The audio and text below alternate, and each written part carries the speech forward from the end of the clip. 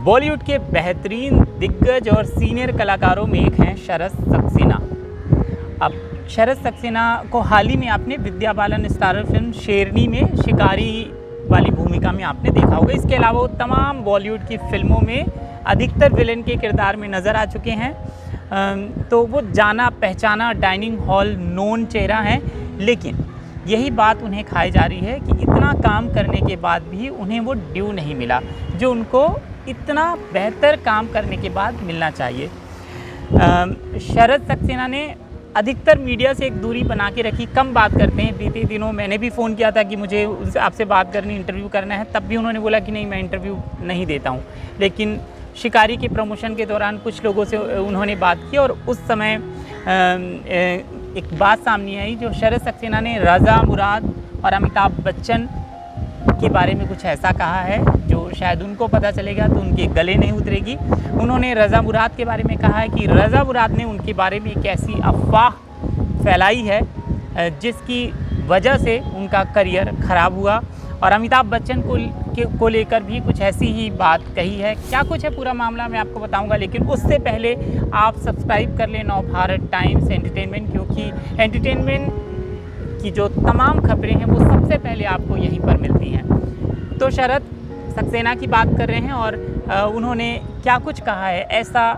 रज़ा मुराद ने ऐसी कौन सी अफवाह शरद सक्सेना के लिए उड़ाई थी बॉलीवुड में फिल्म जो बनाने वाले लोग हैं उनके बीच में, जिसकी वजह से उनका करियर ख़राब हुआ, उनका काम बंद हुआ। और अमिताभ बच्चन को लेकर शरद सक्सेना ने क्या कहा है, तो अमिताभ बच्चन को लेकर जो कहा है, सबसे पहले मैं आपको बता दूं कि अमिताभ बच्चन को लेकर शरद सक्सेना ने ये कहा है कि इन दिनों बॉलीवुड में जो बड़े बूढ़े लोगों के जो किरदार होते हैं वो अमिताभ बच्चन के पास चले जाते हैं। तो ये बात उन्हें कही है।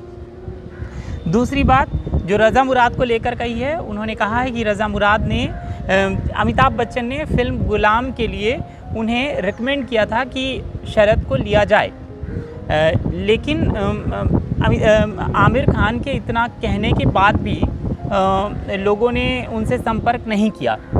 तो वजह जब जानने की कोशिश की गई कि लोग गुलाम फिल्म के लिए आमिर खान कह रहे हैं कि शरद को बुलाया जाए, लेकिन तब भी नहीं आ रहे हैं शरद, क्या वजह है। तो बात पता चली कि रज़ा मुराद ने लोगों को कह रखा था कि अब शरद सक्सेना मुंबई फिल्म नगरी में नहीं रहते हैं, मुंबई में नहीं रहते हैं, वो साउथ में रहते हैं, चेन्नई चले गए हैं, जिसकी वजह से लोग अप्रोच नहीं करते थे फिल्मों के लिए, क्योंकि उन्हें लगता था कि अब वो साउथ की फिल्मों में काम कर रहे हैं। दरअसल शरद सक्सेना ने साउथ की फिल्मों का रुख क्यों किया, इसकी भी एक कहानी है। जब उन्होंने इसी इंटरव्यू में बताया है कि जब वो बॉलीवुड में काम कर रहे थे तो उन्हें जो हीरो होता है वो हमेशा विलेन के किरदार में होते थे, और ख़ास तौर से मेन विलेन के किरदार में नहीं होते थे। विलेन का राइट हैंड या लेफ़्ट हैंड ऐसा जो होता है उस तरह के किरदार में होते थे, और हर हीरो से उनको मार खानी पड़ती थी।